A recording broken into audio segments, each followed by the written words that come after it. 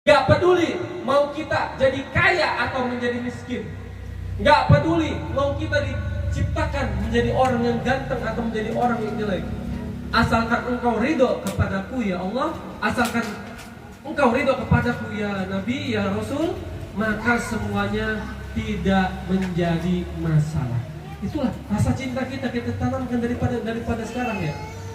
Jadi kalau misalkan kita tidak mampu yang namanya menjadi orang yang alim, orang yang takwa, maka jadilah orang yang mencinta. Kalau kita belum mampu mencintai Allah dan Rasulnya, maka cintailah orang yang mencintai Allah dan Rasulnya. Maka kalau misalkan dengan cinta, kita bisa jadi apa? Kita bisa diangkat derajatnya oleh Allah Subhanahu wa ta'ala. Jadi kalau misalkan cinta kita kepada Allah dan Rasulnya itu masih kurang, nggak masalah. Tapi apa? Cintai Allah dan mencintai orang yang mencintai Allah dan Rasulnya. Para ulama, para asatid, para wali, para alim, itu kita cintai, kita bertawasul dengan beliau-beliau semua. Dan cara yang namanya meningkatkan daripada rasa cinta kita kepada Nabi, yaitu adalah dengan membaca sejarahnya daripada Nabi Muhammad SAW. Man waroho al-amud faka'annama ahya'u. Barang siapa orang yang membaca atau membangunkan daripada sejarah seseorang yang sudah meninggal, maka seakan-akan dia telah menghidupkan orang tersebut. Secara fisik, secara jasad, Nabi Muhammad SAW memang telah meninggal.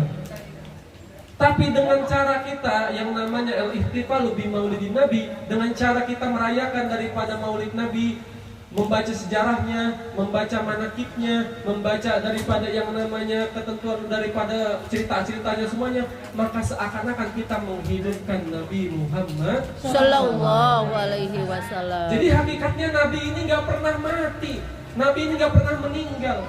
Nabi itu meninggal, Nabi itu mati bagi orang-orang yang tidak pernah mengingat Nabi Muhammad SAW.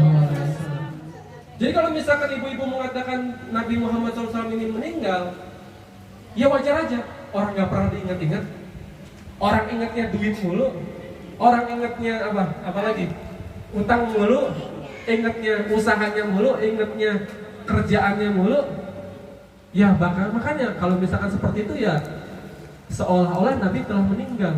Tapi kalau orang yang telah berzikir dengan yang namanya Nabi Muhammad SAW, mengingat daripada Nabi Muhammad SAW, maka hakikatnya Nabi itu tidak pernah mati, Nabi itu tidak pernah meninggal.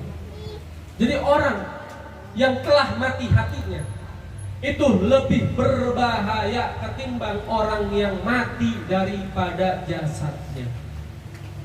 Orang kalau mati jasadnya bahagia dia. Kenapa? Dia telah meninggalkan dunia yang buruk ini. Dia telah meninggalkan dunia yang hina ini. Dia telah meninggalkan dunia yang jelek ini.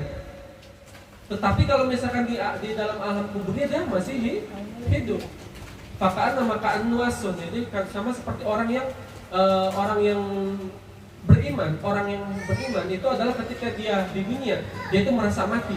Tapi ketika dia mati, dia itu merasa hidup. Yang tadi seperti yang saya bilang, kalau misalkan orang yang mati hatinya itu lebih berbahaya daripada orang yang mati jasadnya. Kalau orang yang mati jasadnya, dia terputus semuanya dengan daripada dunia ini.